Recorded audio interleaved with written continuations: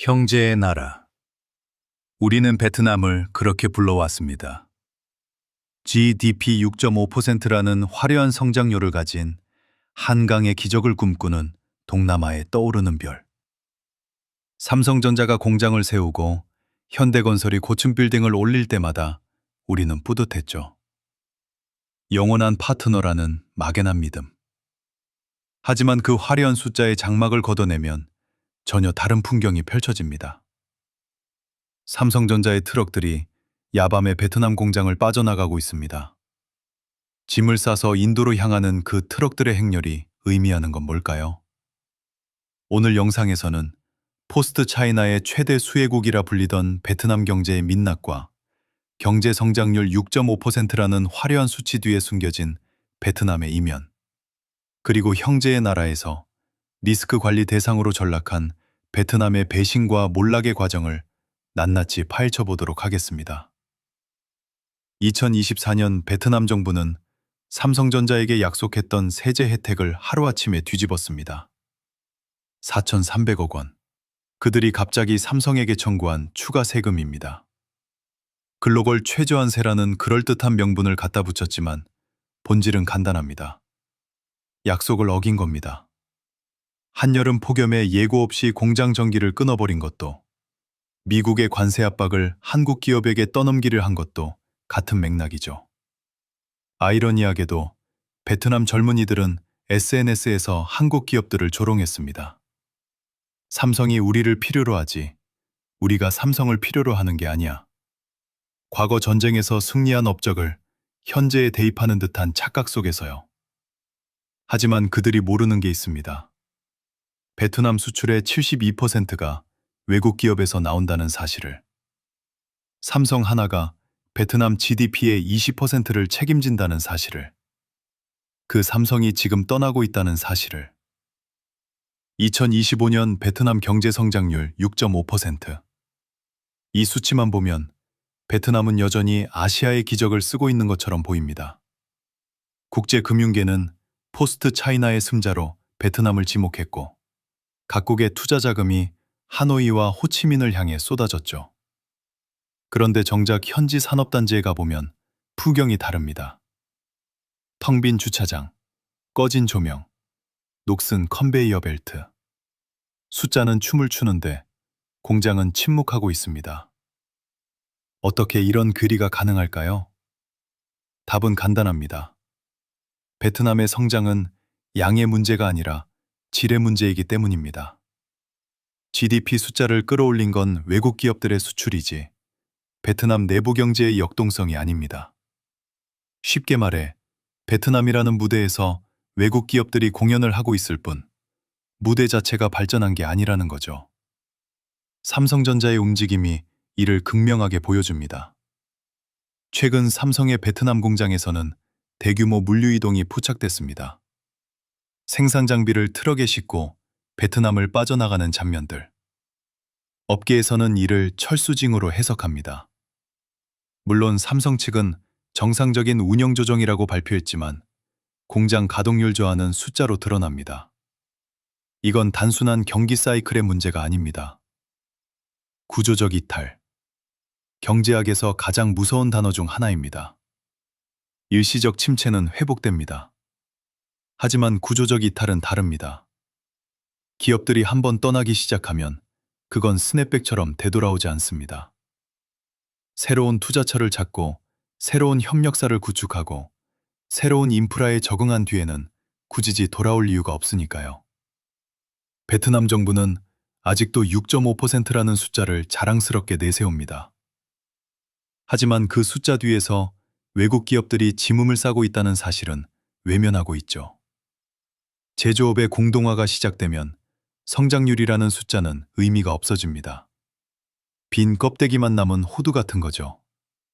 겉으로는 멀쩡해 보이는데 깨보면 텅 비어 있는. 하지만 베트남 젊은 세대의 SNS를 들여다보면 흥미로운 현상이 발견됩니다. 한국 기업들이 베트남을 필요로 한다. 우리가 갑이다. 이런 논조의 게시물이 넘쳐납니다. 댓글에는 자국 경제에 대한 과도한 자신감과 외국 기업들을 향한 냉소가 가득하죠. 그들은 마치 과거의 뽕에 취해 현대의 경제전쟁에서도 이미 승리한 것처럼 행동합니다. 이 자신감의 뿌리를 추적하면 역사 교육으로 거슬러 올라갑니다. 베트남은 근현대사에서 프랑스, 미국, 중국과의 전쟁에서 모두 승리했습니다. 적어도 그들의 역사책에는 그렇게 쓰여 있죠. 이 연속된 승리의 서사가 민족적 자부심의 근간이 됐고, 그 자부심이 현대에 이르기까지 민족주의적으로 무비판적으로 투영되고 있는 겁니다. 문제는 전쟁의 논리와 경제의 논리는 완전히 다르다는 점입니다.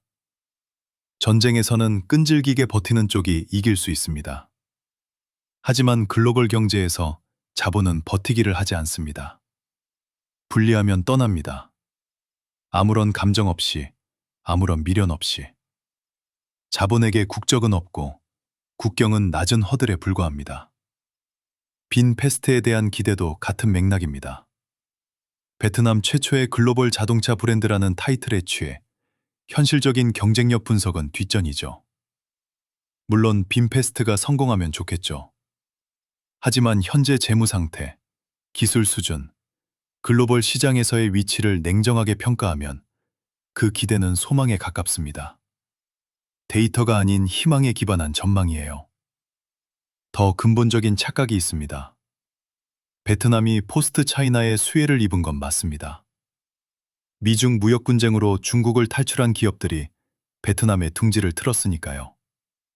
하지만 이건 베트남의 근원적 경쟁력 때문이 아니었습니다.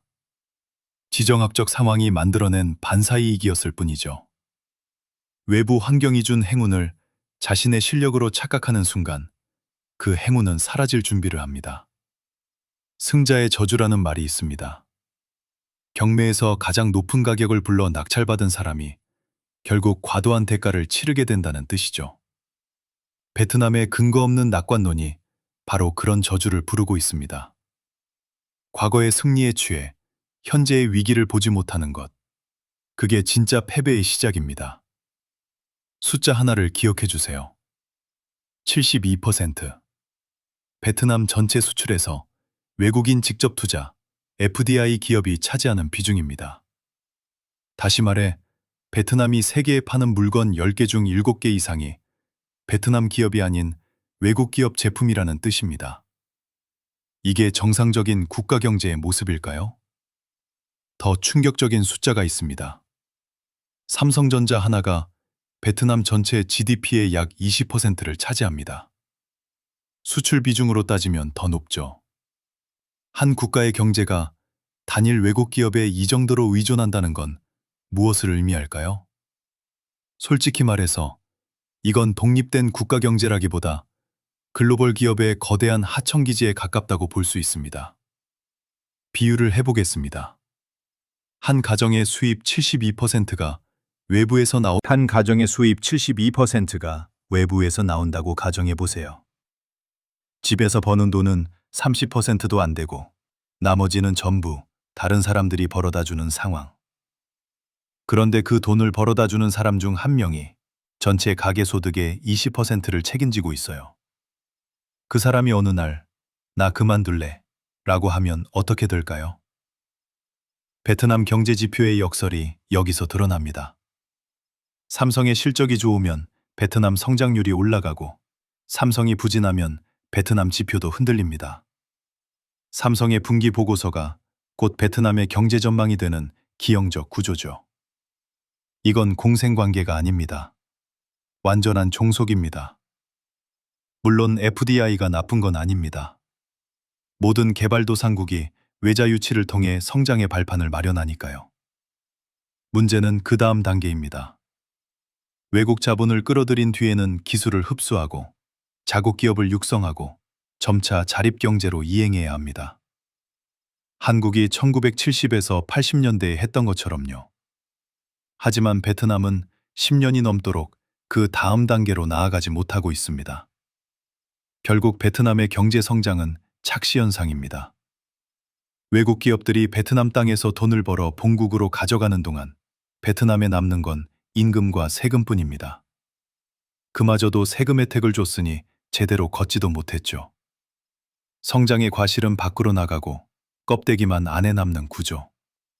이게 72%라는 숫자의 진실입니다. 삼성 스마트폰 박스를 뜯어보신 적 있으시죠? 그 안에 들어있는 것들을 한번 떠올려 보세요. 본체, 충전기, 케이블, 그리고 얇은 매뉴얼 책자와 포장 박스. 이 중에서 베트남 현지 기업이 생산하는 건 뭘까요?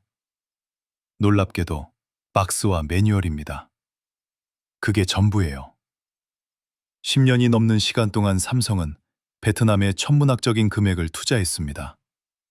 공장을 짓고 인력을 교육하고 기술 이전 프로그램을 운영했죠. 정부 차원에서도 현지 부품 조달률을 높이겠다는 청사진을 수없이 발표했습니다. 결과는요?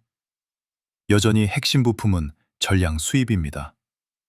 스마트폰의 심장인 AP칩은 한국과 대만에서 옵니다. 디스플레이도 마찬가지죠.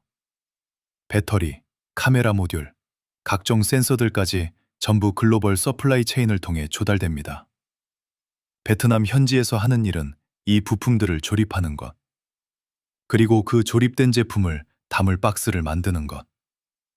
기술의 핵심은 한 발짝도 베트남에 들어오지 않았습니다. 왜 이런 일이 벌어졌을까요?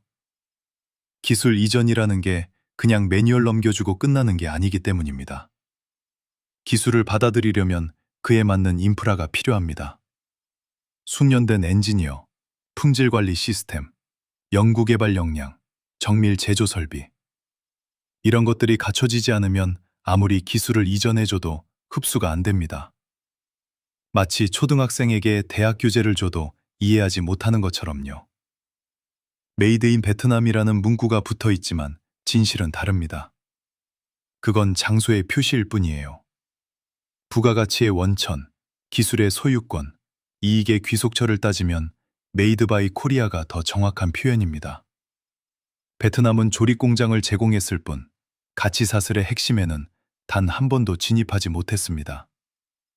이건 베트남만의 문제가 아니라 많은 개발도상국이 겪는 중진국 함정의 전조 증상입니다. 저임금을 무기로 외국 자본을 유치하는 데는 성공했지만 그 다음 단계인 기술 고도화로 나아가지 못하는 것. 임금이 오르면 경쟁력을 잃고 기술이 없으니 고부가가치 산업으로 전환도 못하는 딜레마에 빠지는 거죠. 베트남이 지금 정확히 그 길목에 서 있습니다. 비즈니스에서 가장 중요한 자산은 뭘까요? 기술? 자본? 인력? 다 중요합니다. 하지만 이 모든 것의 기반이 되는 게 있습니다. 바로 신뢰입니다. 약속이 지켜질 거라는 믿음. 게임의 규칙이 갑자기 바뀌지 않을 거라는 확신. 이게 없으면 어떤 투자도, 어떤 협력도 불가능합니다. 베트남은 이 신뢰를 스스로 무너뜨렸습니다. 3번에 걸쳐서요. 첫 번째 배신, 조세 신뢰의 파괴입니다. 베트남 정부는 외국 기업들에게 세제 혜택을 약속했습니다. 10년간 법인세 감면, 특별 경제구역 세금 우대 같은 조건들이죠. 기업들은 이 약속을 믿고 수십조 원을 투자했습니다. 그런데 갑자기 글로벌 최저한세 도입을 빌미로 이 약속을 뒤집었어요. 삼성전자에게만 약 4,300억 원의 추가 세금을 청구했습니다. 글로벌 최저한세라는 명분 자체가 문제는 아닙니다. OECD 국가들이 합의한 국제 규범이니까요. 하지만 적용 방식이 문제였습니다. 기존 약속에 대한 경과 조치도 없이, 협의도 없이 일방적으로 소급 적용한 겁니다. 이건 법적 안정성의 붕괴예요. 정부 약속은 언제든 바뀔 수 있다는 신호를 글로벌 자본에 보낸 거죠. 두 번째 배신, 인프라의 배신입니다. 2023년 여름, 베트남에 극심한 폭염이 닥쳤습니다. 전력 수요가 급증하자 베트남 정부가 내린 결정이 뭐였을까요? 사전 예고 없이 산업단지 전기를 끊어버린 겁니다. 공장들이 갑자기 멈췄고 생산 라인이 중단됐으며 제품 납기가 엉망이 됐습니다. 제조업에서 예고 없는 단전이 얼마나 치명적인지 아십니까? 반도체 공정은 전력이 끊기면 진행 중인 웨이퍼 전체가 폐기됩니다. 수십억 원이 공중으로 사라지는 거예요. 식품 공장은 냉동 보관 중인 원자재가 전부 상하고, 화학 공장은 공정 중단 시 폭발 위험까지 있습니다. 이런 나라에서 정밀 제조업을 할 수 있을까요? 세 번째 배신, 외교적 무책임입니다. 트럼프 행정부가 관세 폭탄을 들고 왔을 때 베트남 정부의 대응은 황당했습니다. 대미 협상에서 별다른 성과도 내지 못한 채 그 부담을 고스란히 현지 진출 기업들에게 떠넘기려 했습니다. 미국이 관세를 올리면 너희가 알아서 해. 라는 식이었죠. 국가가 기업을 보호하는 게 아니라 기업에게 국가 실패의 비용을 전가한 겁니다. 이 세 가지 사건은 단순한 행정 실수가 아닙니다. 이건 국가 신뢰도라는 자산의 파산 선언입니다. 한 번 깨진 신뢰는 복구하는 데 수십 년이 걸립니다. 그리고 글로벌 자본은 기다려주지 않아요. 그냥 떠납니다. 베트남 정치를 모르는 분들을 위해 간단히 설명드릴게요. 최근 몇 년간 베트남에서는 불타는 용광로라는 이름의 대대적인 부패 척결 운동이 벌어졌습니다. 고위 공직자들이 줄줄이 구속되고 대기업 총수들이 법정에 섰으며 심지어 국가 주석까지 물러났죠. 겉으로 보면 깨끗한 정부를 만들겠다는 의지의 표현 같습니다. 그런데 현실은 정반대의 결과를 낳았습니다. 관료들이 움직이지 않습니다. 내가 결제하면 나중에 조사받는 거 아니야? 라는 공포가 공무원 사회 전체를 지배하고 있거든요. 인허가 서류가 책상 위에 쌓여 있어도 아무도 도장을 찍지 않습니다. 예산이 배정됐는데도 집행이 안 됩니다. 공공 프로젝트가 표류하고 기업들의 사업 승인은 무기한 연기됩니다. 행정의 완전한 마비 상태예요. 부패를 척결하겠다는 의도는 좋았습니다. 하지만 시스템을 먼저 정비하지 않고 인물만 갈아치운 결과가 이겁니다. 배가 항해 중인데 선원들을 전부 바다에 던져버린 격이죠. 배는 여전히 떠 있지만 아무도 키를 잡지 않으니 표류할 수밖에요. 설상가상으로 금융시장에도 폭탄이 터졌습니다. 쯔영미란 사태라고 불리는 역대 최대 금융 사기 사건이 발생한 거죠. 피해 규모가 얼마인지 아세요? GDP의 약 3%입니다. 한국으로 치면 60조 원이 넘는 돈이 허공으로 사라진 겁니다. 이 사건의 파장은 단순히 피해자들의 손실로 끝나지 않았습니다.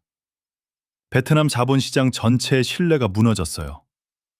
채권 시장이 얼어붙었고 기업들의 자금 조달 통로가 막혔습니다.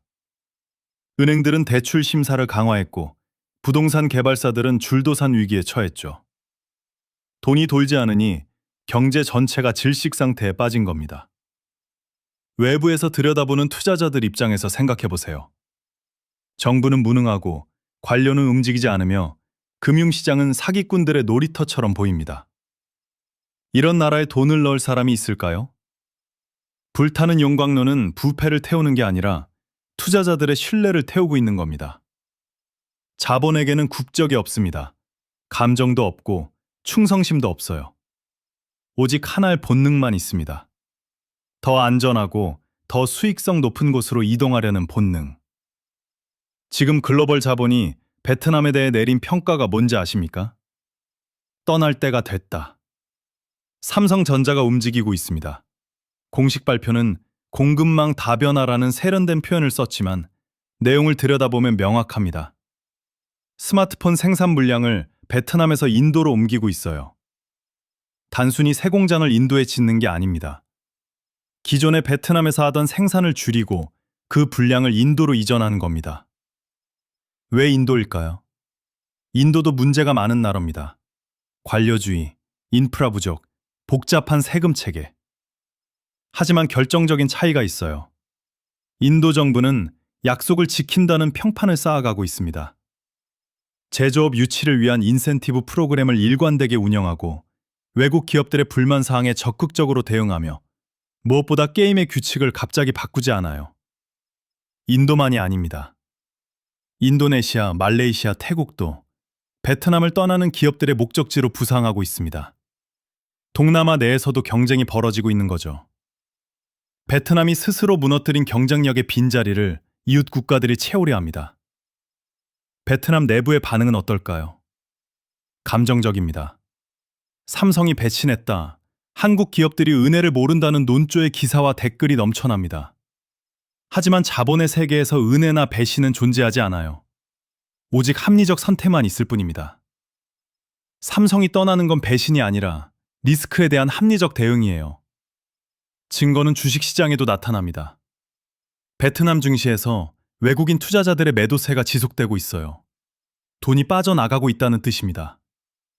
개인들의 감정적 분노와 달리 기관 투자자들은 냉정하게 포트폴리오를 조정하고 있죠. 감정이 아닌 숫자로 말하는 겁니다. 이 나라에 대한 투자 비중을 줄여야 해. 자본의 이동은 소리 없이 진행됩니다. 뉴스 헤드라인을 장식하지 않아요. 어느 날 문득 정신을 차려보면 공장은 비어있고 투자금은 사라져 있습니다. 베트남이 지금 겪고 있는 일이 바로 그겁니다. 아직 완전히 떠난 건 아니에요. 하지만 티켓은 이미 끊었습니다. 형제의 나라. 한국과 베트남 관계를 설명할 때 우리가 즐겨 쓰던 표현입니다. 비슷한 역사적 아픔, 급속한 경제 발전의 궤적, 그리고 양국 간의 활발한 인적 교류. 분명 공통점이 많습니다. 하지만 이제 질문해야 합니다. 그 형제가 과연 우리를 형제로 대하고 있는가? 오늘 영상에서 살펴본 내용을 정리해 보겠습니다. 베트남 경제는 외형적 성장에도 불구하고 심각한 구조적 취약성을 안고 있습니다. 수출의 72%가 외국 기업에 의존하고 삼성 하나가 GDP의 20%를 차지하는 기형적 경제 구조. 10년 넘게 투자받고도 박스와 매뉴얼 밖에 못 만드는 기술 흡수력, 그리고 세금 약속 파기, 무단 단전, 외교 실패라는 3번의 신뢰 파괴. 여기에 더해 정치적 혼란으로 인한 행정 마비, 금융시장의 신뢰 붕괴까지. 이 모든 게 외부 요인 때문일까요? 아닙니다. 미중 갈등도, 글로벌 경기 침체도 다른 나라들에게도 똑같이 적용됩니다. 차이는 대응 방식이에요. 베트남은 외부 환경 탓을 하기 전에 내부를 돌아봐야 합니다. 지금의 위기는 자업자득이니까요. 그렇다면 한국은 어떻게 해야 할까요? 첫 번째, 감정을 빼고 계산해야 합니다. 형제의 나라라는 정서적 표현 뒤에 숨어있던 비즈니스 리스크를 직시해야 해요. 베트남은 더 이상 무조건적인 파트너가 아니라 철저한 손익 분석의 대상이 되어야 합니다. 두 번째, 공급망을 분산해야 합니다. 삼성이 하고 있는 것처럼요. 인도, 인도네시아, 멕시코 등 대안 거점을 확보하고 특정 국가에 대한 의존도를 낮춰야 합니다. 이건 베트남을 버리는 게 아니에요. 한 바구니에 모든 달걀을 담지 않는 상식적인 리스크 관리입니다. 세 번째, 정부 차원의 대응이 필요합니다. 기업들이 개별적으로 맞서기에는 상대가 국가입니다. 투자보호 협정을 재점검하고 문제 발생 시 공공 대응할 수 있는 체계를 만들어야 합니다. 기업을 보호하는 건 정부의 기본 임무예요. 마지막으로 포스트 차이나라는 환상을 버려야 합니다. 중국을 대체할 단일 국가는 없어요. 베트남도, 인도도, 어떤 나라도 중국의 완벽한 대안이 될 수 없습니다. 필요한 건 특정 국가에 올인하는 게 아니라 여러 국가에 분산 투자하며 리스크를 관리하는 전략입니다. 베트남이 다시 매력적인 투자처가 될 수 있을까요? 가능합니다. 하지만 그건 베트남 스스로가 바뀌어야 가능한 일이에요. 약속을 지키고 시스템을 정비하고 진정한 기술 역량을 키우는. 그때까지 우리는 형제가 아닌 파트너로서 냉정하게 우리의 이익을 지켜야 합니다. 감정이 아닌 데이터로, 희망이 아닌 현실로 베트남을 바라봐야 할 때입니다. 오늘 영상 유익하셨다면 좋아요와 구독 부탁드립니다. 댓글로 여러분의 생각도 들려주세요. 다음 영상에서 뵙겠습니다.